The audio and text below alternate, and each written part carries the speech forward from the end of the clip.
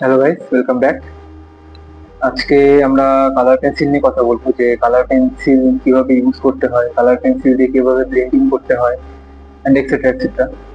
And আগের ভিডিওতে যেরকম তোমরা দেখেছিলে যে আমি একটা পোর্ট্রেট করছিলাম, কাস্টমাইজ পোর্ট্রেট। তো তোমরা সেটাও দেখবে যে আমি সেটা কালার পেন্সিল দিয়ে কিভাবে করছি। তো চলো, অনেক কিছু শিখতে পারবে। দেখা হচ্ছে ভিডিওতে।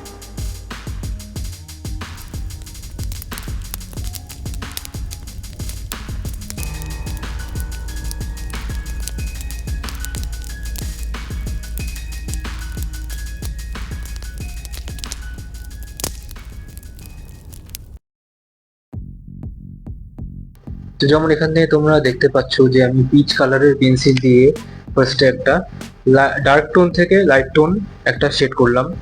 দেন ইয়েলো আকারের পেন্সিল দিয়ে লাইট টোন থেকে ডার্ক টোন, এটাকেই আমরা রিপিটেটিভলি ইউজ করতে করতে এটাকেই আমরা করতে থাকলে জিনিসটা আস্তে আস্তে ব্লেন্ড হয়ে যাবে।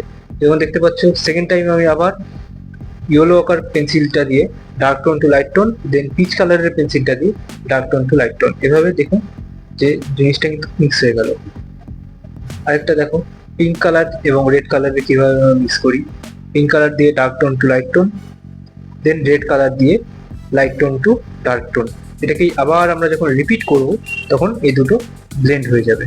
তো এভাবে কালার পেন্সিল দিয়ে আমরা ব্লেন্ড করি।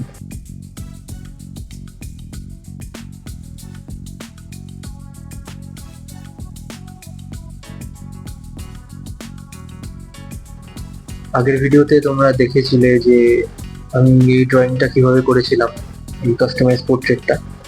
তো আজকে তোমরা এটার কালারিংটা দেখবে যে আমি কিভাবে কালার পেন্সিল দিয়ে এটা করছি। পুরোটা আজকে করব না, আজকে কিছুটা পোর্শন তোমাদের দেখাচ্ছি আমি। তো তোমরা দেখো, অ্যান্ড যদি ভালো লাগে থাকে অবশ্যই ভিডিওটাকে লাইক শেয়ার করো, অ্যান্ড চ্যানেলটাকে সাবস্ক্রাইব করো, অ্যান্ড আমার আদার সোশ্যাল মিডিয়া হ্যান্ডেলগুলোকে ফলো করতে ভুলো না।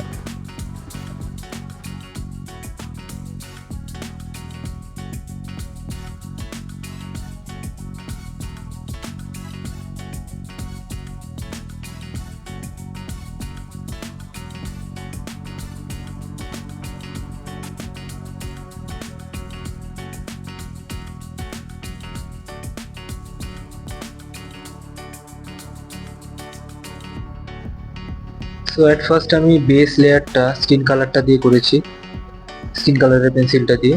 দেন ডার্ক ব্রাউন, শুধু ডার্ক ব্রাউন না, ডার্ক ব্রাউনের সাথে লাইট ব্রাউনও আছে, এই দুটো দিয়ে আমি শ্যাডোগুলোকে বের করেছি।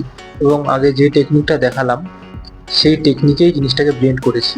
তোমরা দেখো, অ্যান্ড অবশ্যই প্র্যাকটিস করো এগুলোকে। এগুলো শুধু দেখলে হবে না, এগুলোকে প্র্যাকটিসও করতে হবে। যদি ভালোভাবে প্র্যাকটিস করো অবশ্যই এসব জিনিস তোমাদের ইমপ্রুভ হবে, অ্যান্ড করতেও ভালো লাগবে।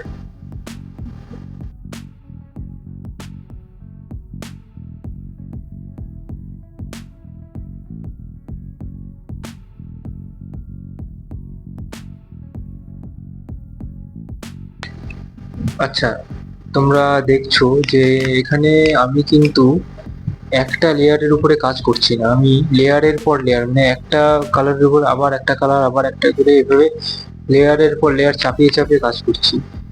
শুধু কালার পেন্সিল না, যে কোনো মিডিয়ামই একটা লেয়ারের উপরে হয় না, ওটাকে লেয়ার, কয়েকটা লেয়ারে ভাগ করে করে করে করে করতে হয়, তাতে ফিনিশিংটা ভালো হয়।